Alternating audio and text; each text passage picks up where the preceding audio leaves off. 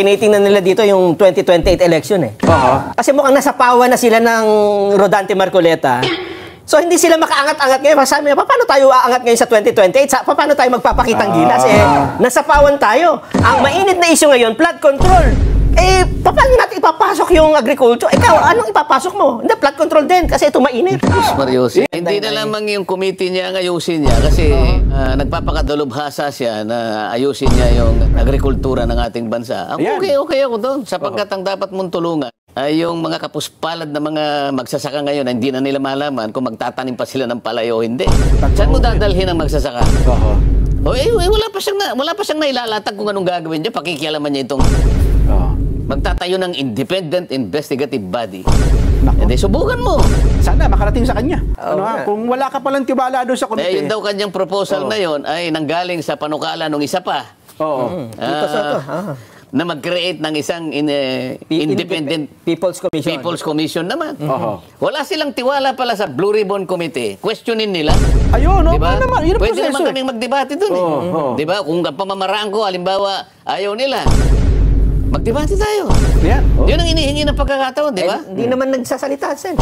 Kung magpo-propose kayo na hindi naman yun naiintindihan ng mga...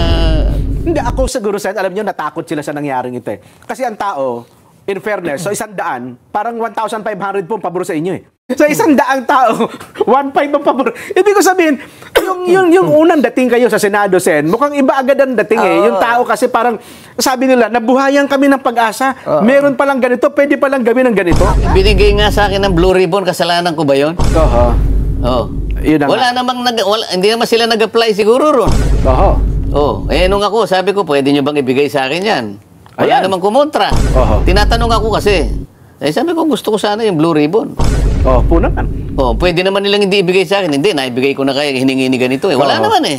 Sabi ko, kung wala, di kukunin ko. Wala naman eh. Problema ba yun?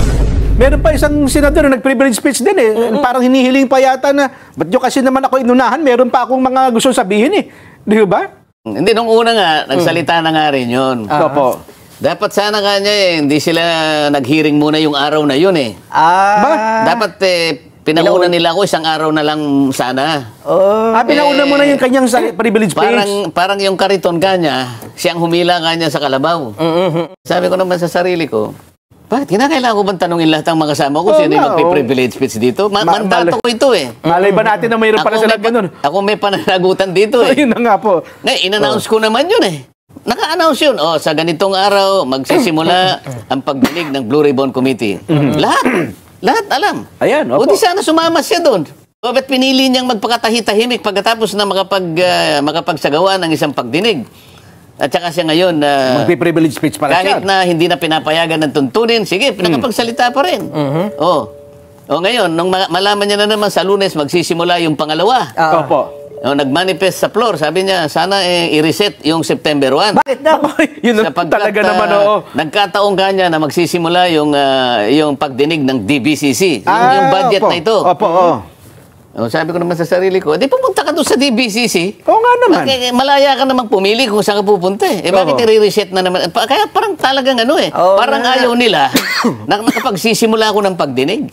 Kasi mukhang nakikita nila, Sen. May tinatanong ka kanina, maapektuhan ka ba? Yun yung sinasabi ko dahil kasi kung minsan may mga pangyayaring ganyan na baka mawalan ka ng loob. Na-auto-focus eh. Puro, kumbaga, pinagtulong-tulungan ka ng mga lumang class, mga old-timer eh.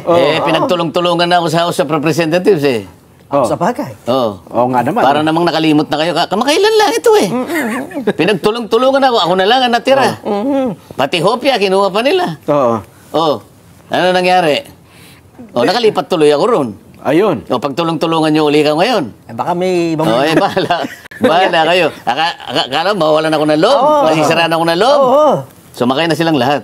Hindi kasi ngayon, Sen, alam nyo, hindi lamang yan. May mga panukala. Hindi ako kasi, ito yung mandato ko eh. Kung ano yung nalalaman kong tama na gagawin ko, magmula noon hanggang ngayon, palaging ganito yung akin patakaran. Bakit na-inspire sila ngayon lahat? Isang araw. Isang araw pa lang eh.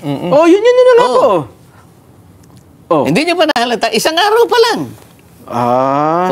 Lahat na sila magsasagawa ng investigasyon. Pati Deb, yung kay Balisacan, di ba? Hari Nawa. na makagawa sila. Pati ho ngayon ang Department of Budget and Management ay nag-iimbestiga na rin ng mga projects na ito. So, ang ibig nila sabihin, total, nagsisimula na kami. Ikaw, Blue Ribbon, huminto ka na, ganun ba? Parang ganun po ang mensahe, Sen. Kasi ang Blue Ribbon, parang gusto nyo sabihin sa taong bayan, oy, Blue Ribbon, preno ka muna. Pwede bang ito muna ang bigyan natin ng pagkakataon? Yung isa sinabi, wag muna kayong magano. I-reschedule nyo na ako muna. Parang ganun, Sen, Nakikipag-agawan sila ngayon. Yun na nga po. Ba, talaga yatang... Hinahamon. Di ba? Hindi sila nag-aamon, nakikipag-ano siguro sila. Paligsahan. Nakikipagpaligsahan. May competition na, di ba? So, di maganda kasi ang taong bayan nakikinig. Ha? Subaybay. Opo. Pagka competition, makikita nila ngayon. Alam mo, pagka ang competition healthy, tama, healthy makikinabang competition. ang makikinabang ang taong bayan. Opo. Makikita, sino kaya talaga sige. Makikita nilang pagkakaiba ngayon. Hindi kaya maguluhan sa inyo kasi sa dami na mag-iimbestiga sa halip na healthy competition maguluhan pang isipan ng taong bayan? Sila ang magugulo. Ngayon lang kayo nakaisip ng ganun? Kung merong nagsimula? Nakita siguro ng mamamayan. Parang tama yung landas na tinutuntun nito. Yun na nga. Hindi siya maingay. Simple lang siya. Ang mga tanong, kitang-kita, maliwanag. Di ba? Ngayon, tsaka sila ngayon magpapaligsahan. Di ba, hala kayo sa buhay nyo? Biglang dumami ang mag-iimbestiga ngayon, Sen, ha? At ang gusto natin iparating sa inyo, same subject matter. Di maganda. Di ba? Di maganda, sige. Hindi sila makapurma para sa 2028 presidential election, mga kababayan. Kaya itong grupo nila Senator Kiko Pangilinan ay parang nakipagkompetensya dito sa ginagawang Blue Ribbon Committee hearing about doon sa mga anomalya sa flood control, mga kababayan. Yan ang sinasabi ngayon nila Senator Marcolita dito sa kailang programa, mga kababayan. At meron pang isang senador na nag-privilege speech nga daw, mga kababayan, at tila pag gustong iurong, no? Gustong pakialaman ang schedule ng Senate Blue Ribbon Committee dito sa flood control investigation, no? At para daw bigyan ng panahon ng kanyang pag-join din doon sa isa pang hearing, mga kabayan, no? Sa budget hearing doon sa kabila. At sinabi ni Senator Marcolita na kung doon ka, gusto ay doon ka. Huwag mo nang pakialaman dito sa Blue Ribbon Committee. At nag-privilege speech nga daw po ito noong nakaraan at gusto nga pong iurong, no? Or gustong ipalipat yung schedule nga ng unang hearing ng investigation sa flood control para bigyang daan yung kanyang privilege speech. Sana daw yun yung nauna bago yung Senate hearing ng Blue Ribbon. Na baliktad kasi nauna na yung hearing, mga kawayan, ng Blue Ribbon bago pa yung kanyang privilege speech. Kaya siguro gusto rin sigurong sumikat at gustong pag-usapan siya ng taong bayan na talagang nauna siya, no, na mag-expose doon sa mga flood control, mga kababayan, no, mga anomalya sa flood control. Pero nauna na po itong si Senator Marcolita na nag-imbestiga dito sa Senate Blue Ribbon Committee. Kaya ngayon ang nangyayari ay parang nakikipagkompetensya sila, mga kababayan, dahil gusto nga po nilang magsagawa, no, or mag-put up ng isang independent body, no, independent commission na mag-imbestiga dito sa mga anomalya sa flood control. At yun nga daw po yung kanilang ilalagay, itong si Conchita Morales, itong si Bib Singson at si Mayor Magalong, no. At itong dalawang dating appointee ni Noynoy Aquino ay sabi nga ni Senator Marcolita ay mga dilawan pa rin ang mga kulay. At yun nga yung kanilang hinala para pag dating ng 2028 ay pag-usapan sila at umangat yung kanilang grupo, no, itong mga dilaw, mga kababayan, para sa kanilang ambisyon para sa 2028, no. At alam naman natin pag mga ganitong usapin talaga, no, sa hearing sa Kongreso, maging sa lower house o kaya dito sa upper house, ay strategy yan para bumango ang kanyang pangalan na talagang imbestiga daw sila ng mga kurakot, no. Ayan, so pabango, pabida ang mga politiko, mga kababayan. At sana dito sa Blue Ribbon Committee ay meron talagang marekomendang kasuhan, no, or may mapakasuhan itong mga tiwaling opisyalis, mga kababayan. Hindi lang po yung mga taga DPWH na mga engineer o mga district engineer o kaya regional director, kundi pati na rin itong mga contractor at lalo na itong mga politiko politiko na may dala ng budget, mga kababayan, itong mga congressman. Lalo na itong congressman na mga kontraktor din, mga kababayan. Dapat sila yung talagang unang mabitay dito kung mayroong mang death penalty, no? Sana masakatuparan yung pinapanukala, no? Balak na gagawing batas ni Congressman Olaso. At ngayon ay mayor na po ng Zamboanga City na i-firing squad ang lahat ng mga kurakot ng mga politiko. So maganda sana yun, mga kabayan, para wala na mag-attempt na magkurakot, no? Wala na mag-attempt na magnakaw dahil firing squad ang sasapitin ng mga kurakot ng mga politiko, mga kabayan. At para po sa aking opinion, itong ginagawa ngayon ng ilang senador na talagang nakikipagkompetensya sa pag-imbestiga ito sa flood control ni Senator Marcoleta sa Blue Ribbon Committee ay lang to, mga kababayan, pabida-bida lang naman to sila.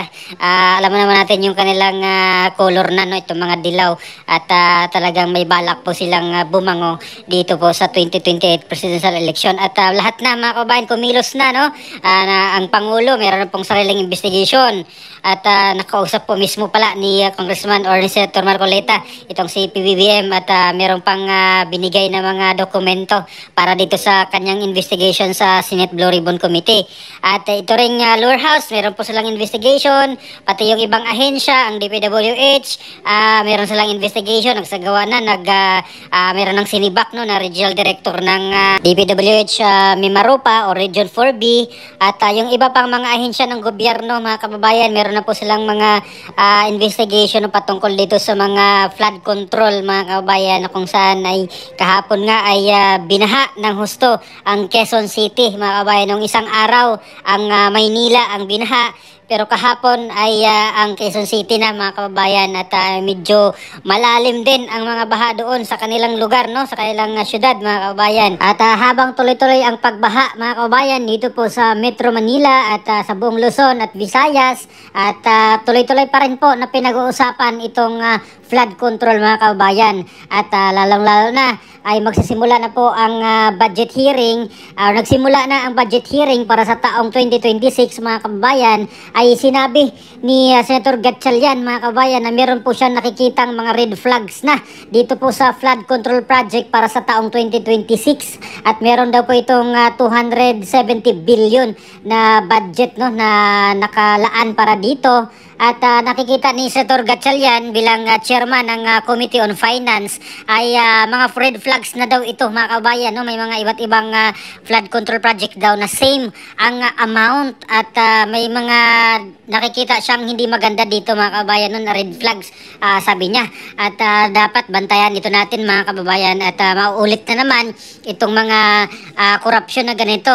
At ito naman, mga politiko, hindi naman titigil talaga yan, hanggat walang namatay dyan na sampulan ng firing squad or nakulong, mga kababayan, ng mga politikong kurakot, ay tuloy-tuloy pa rin yan.